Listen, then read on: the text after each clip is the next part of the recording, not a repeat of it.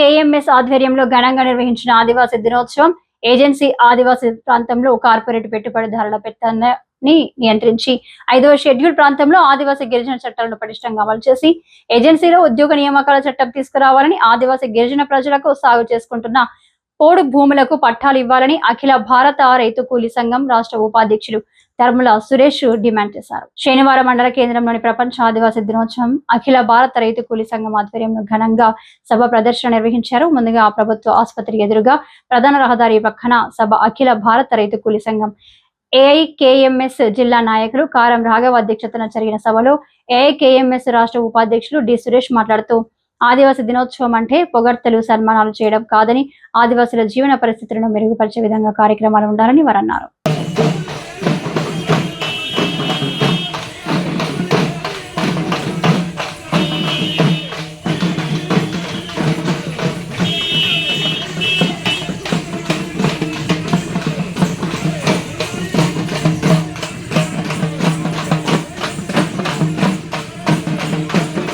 ఉద్యోగాలు ఆదివాసీ గిరిజనులకు ఇవ్వాలి, కానీ ఇచ్చేటటువంటి చట్టం ఇవాళ కొట్టివేయబడితే దీనికోసం మాట్లాడినటువంటి ప్రభుత్వాలు నేడు ఆదివాసీల కోసం మాట్లాడుతూ ఉన్నారు.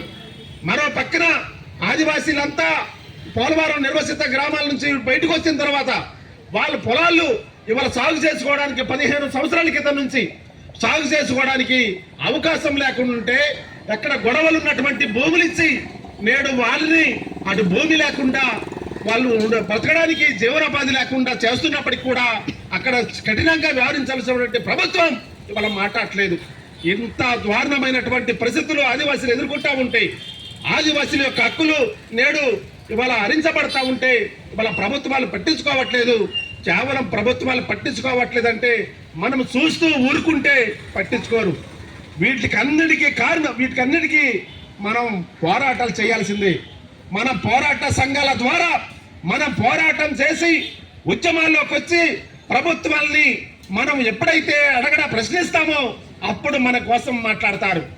మనం ప్రశ్నించే విధంగా పోరాటాల్లోకి వచ్చే విధంగా మనం ఎప్పుడైతే మనము బయటకు వస్తామో అప్పుడు మన హక్కుల్ని మన చట్టాల్ని పరిరక్షించుకుంటాం. ఆ దిశగా మనమంతా కూడా ఉద్యమాల ద్వారానే మన హక్కులు సాధించుకోవాలి.